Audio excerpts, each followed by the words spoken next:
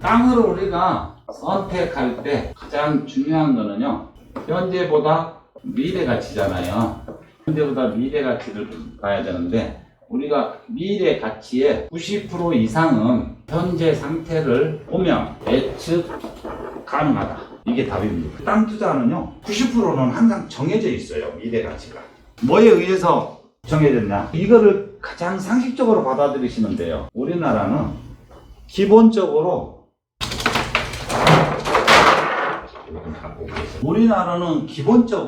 국토종합계획도라는 게 매년 이렇게 보완을 해서 지금 4차로 돼 있잖아요.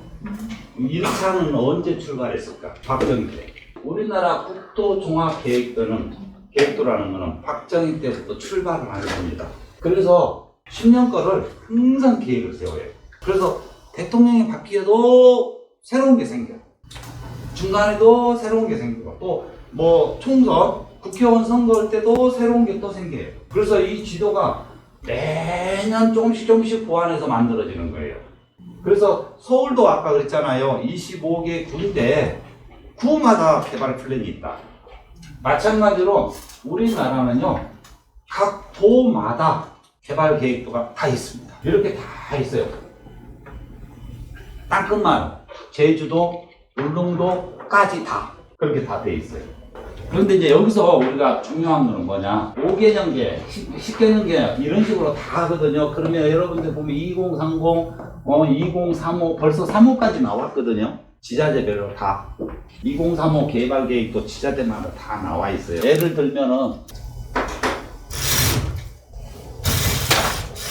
여기 2030 용인시 막 개발 계획도 있죠.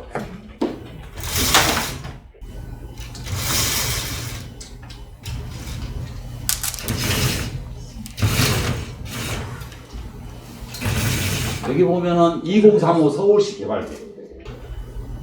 서울부터 어디까지 다 돼 있습니다.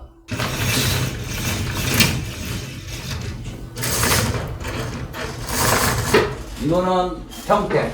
이것도 2030이에요. 30년 전에 멀었잖아요. 그런데 어느 지역이 지자체든 다 있어요. 근데 중요한 거는 지자체마다 개발 계획 자체는 10개년, 5개년식으로 다 만들어져 있습니다. 만들어져 있는 거 플러스 항상 매년 알파가 만들어져요, 알파.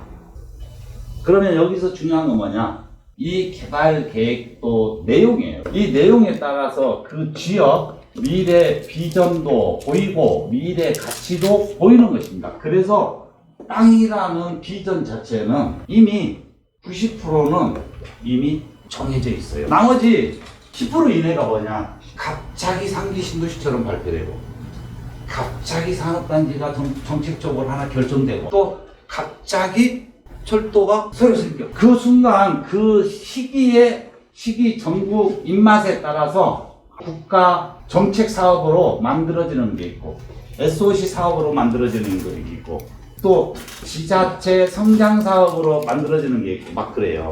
그렇기 때문에 이런 개발 플랜 자체는 어느 지역이나 다 존재하고 계속 쌓여져 갑니다. 그런데 여기서 중요한 거는 말씀드린 대로 이 안에 들어있는 내용이고, 이 내용 자체가 일시적 어떤 개발 플랜이냐 아니면 지속 성장이 가능한 개발 플랜이냐에 따라서 완전히 달라져요, 이 규모 자체가. 그래서 이 부분에 대해서 판단을 내려가지고 우리가 투자 지역 선택을 하셔야 돼요. 경기도에서도 동서남북막 있잖아요. 동서남북에 있으면 동서남북 개발 프로젝트가 다 있는데, 동서남북 프로젝트 내용 자체가 다 의미가 다르다는 뜻입니다.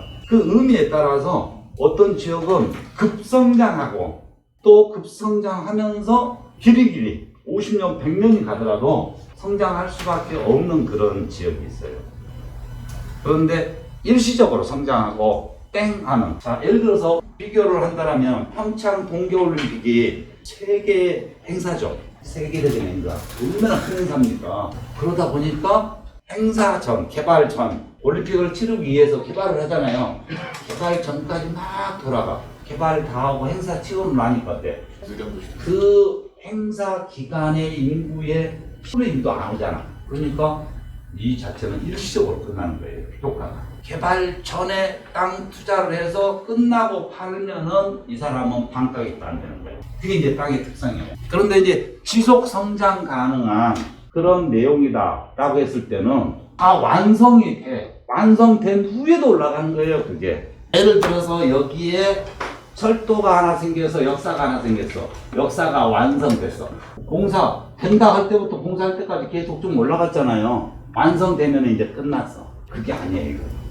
완성되고 나면은 이제 이거를 누가 이용해? 사람이 처음에 한 명 이용하다가 2명, 3명 계속 편리하니까 늘어나요. 늘어난 만큼 이게 속도가 붙어. 고속도로가 하나 생겨요. 여기 IC가 하나 생겼다. IC 생기기 전까지 생기면 좋겠네 라고 하니까 그 지역의 부동산 시장이 꿈틀거리죠. IC가 완전히 완공이 됐어? 완공되면 어때요? 그때는 이 IC를 활용하는 차량이 점점 계속 늘어나. 시간이 지나면 지날수록 더 늘어나. 몰랐던 사람까지 알게 되잖아요.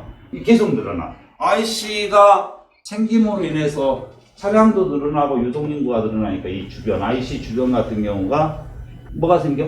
이제 식당도 생기고, 뭐 세컨하우스도 생기고, 뭐도 생기고, 자꾸 그런 변화가 와요. 이런 지역들은 IC는 생겼다가 어느 날 갑자기 몇 년 쓰고 없어지던가요? 평생 있죠? 평생 성장을 하는 거예요. 그래서 IC 인근에 또 다른 어떤 플랜이 뭐가 있냐에 따라서 엄청난 성장을 하느냐, 아니면 평균치 성장을 하느냐, 이 차이점이 있는 것이죠. 그래서 땅이라는 거는 처음 경험이 없고 초보자들은 투자하기가 좀 어려울 수가 있는데, 어려울수록 항상 뭐를 내가 의식을 많이 하면 된다? 상식적인 거, 가장 기본적인 거, 상식적인 거를 떠올리고 하다 보면 이런 지역은 가겠구나. 이런 부분들이 상식적으로 이해가 돼요. 누군가가 자꾸 이야기해서 내가 거기에 부풀려고, 거기에 내가 동조를 해가지고 부풀어 오려고, 그게 아니라 상식적으로 봐도 일리가 있어야 돼요. 이런 지역들이 지속적으로 성장을 하는 거예요. 그런 지역들은 운 좋으면은 저기 신도시가 하나 생긴다, 산업단지가 하나 들어온다, 그래 보세요. 그럼 완전히 뭐가 돼? 로또가 되는 거지. 평택 같습니다. 원래 평택도요, 고덕 신도시가 옛날부터 잡혀져 있었어. 고덕 신도시는 잡혀져 있었는데 문제는 뭐냐? 거기에 삼성이 오기로는 안 돼 있었어요. 원래 삼성은 어디로 가기로 돼 있었다? 어디로 가려고 했었다?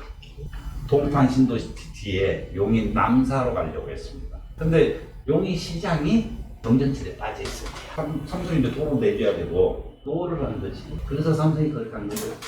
생각해보세요. 남사로 갔으면 삼성이 수원에 있잖아요. 기운이 있잖아요. 거기서 딱 프라임을 딱 되잖아요. 연구진이든 고급 인력들 충분히 다 되잖아요. 그래서 그러는 거예요. 지자체 장에 따라서 그 지역이 극과 극으로 바뀌는 겁니다.